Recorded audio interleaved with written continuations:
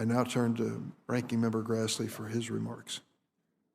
I usually say the same thing the chairman says about the nominees, so I'm going to immediately go to the issue raised many times this year, our failure to get answers from the Justice Department on our oversight. At this committee's hearing December the 9th, in the executive, that would be 2021, executive business meeting, the chairman mentioned creating a list of outstanding oversight requests. As I noted at our January 13th meeting this year, during that week, the Republican members transmitted a list of outstanding department requests to the chairman for a second time. To date, there's been no further movement from the committee to get answers and records as far as I know. At the top of that list is a joint request from this senator and Senator Johnson. We've asked the Biden Justice Department a very simple question, and these are the quotes. Where are the records that were declassified pursuant to Trump's January 2021 declassification directive on Crossfire Hurricane? After more than a year, we still have no concrete answers from the department on stuff that's been declassified. On a related matter, I'd like to note the news from the Durham filing last week and over the past several months. For years, this country had to listen to my colleagues on the Democratic side about, and we also had to listen to liberal media scream Trump-Russia collusion. We know that that is very much a false narrative now, but we don't seem to get any recognition of that from, particularly from the media, that ought to be the policemen, the journalists that are the policemen for our political system to make sure that government does everything the law says it needs to do. Since late 2016, I've engaged in oversight on Crossfire Hurricane. Some of my colleagues have done as well. In almost 6 years, we've exposed government wrongdoing, private sector wrongdoing. The Justice Department Inspector General's report exposed even more wrongdoing. Simply put, the department and the FBI misrepresented information to the FISA court. Durham must ensure those responsible are held accountable. Based on the available evidence, it's clear that the real collusion occurred between the Clinton campaign and the Russian interests.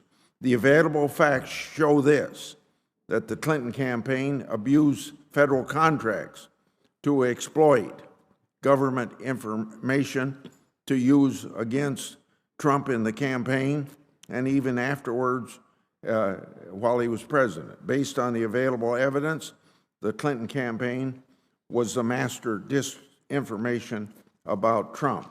The Clinton campaign was the conspiracy. I've talked about this before, most recently on my floor speech Tuesday this week. When I started my oversight on this matter, I had no idea where it would go. Unlike the mainstream media, my interest was in the facts and in the evidence. My attitude was and is the American people deserve to know the truth one way or the other. And oh my goodness, when it comes to Crossfire Hurricane, the truth is ugly. But that's why oversight is so important. That's why I've worked to hold every administration accountable to what the Constitution says, or the Declaration of Independence, I guess, we the people.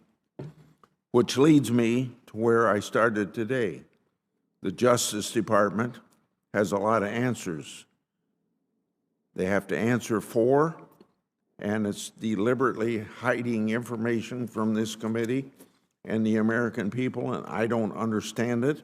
It's been declassified. I challenge my Democratic colleagues to use the same oversight effort on the Biden Justice Department that I used in the Trump Justice Department. And I know we hear that we've got certain answers and maybe a couple documents that we've requested, but words on paper aren't answers to our oversight requests. So, thank you, Mr. Chairman.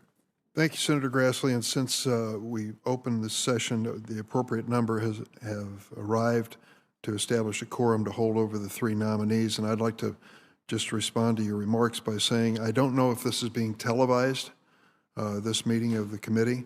If it is, some members of the public may be checking as to whether or not they clicked on archives instead of the active business session of the United States Senate. Those watching this markup could be forgiven for that because we appear to be in a strange time loop. Why in the year 2022 we're still discussing the 2016 election. Crossfire Hurricane has received its more than fair share of scrutiny by this committee during the last Congress. We held 5 oversight hearings on this topic in the last Congress. 5 hearings on the activities of the Obama administration's Justice Department. At the same time, this committee was not conducting oversight hearings on the Trump administration's Justice Department. And the Justice Department can hardly be accused of stonewalling the committee. I don't know if the members are aware of the fact, in response to Chairman Graham's request, the Department of Justice provided 2,000 pages of documents, facilitated interviews with 11 current and former DOJ and FBI employees. It's hard to argue there's stonewalling with those facts. DOJ's cooperation extended beyond the committee. In fact, I understand the DOJ provided thousands of pages of material to the Finance Committee in response to requests from the chair of that committee at the time, Senator Grassley. And of course, Crossfire Hurricane has been extensively examined by the Inspector General and Special Counsel Durham, whose eventual report Attorney General Garland has said he will make public, as he should. Now, Senator Grassley is certainly within his rights to send as many letters to the Department of Justice as he wishes on Crossfire Hurricane. I might say on the response of the Department of Justice, they can do better. But the Department of Justice has responded already to a large number of Senator Grassley's letters. In fact, the Department of Justice says it received 50 letters from Senator Grassley last year and has responded to 40. They need to respond to all of them, and they should respond to any letter they receive from a member of this committee, and that is our goal. We'll try to work together on a bipartisan manner to achieve that. Is there anyone else seeking recognition at this moment? The documents we got have been very non-responsive, and we haven't gotten anything from this declassified information. I want to give you the last word on the subject. If there's no one else seeking recognition, I thank the members for coming this morning. When we return from the President's recess, we'll move to the 3 nominees that were held over. Thank you very much. The meeting stands adjourned.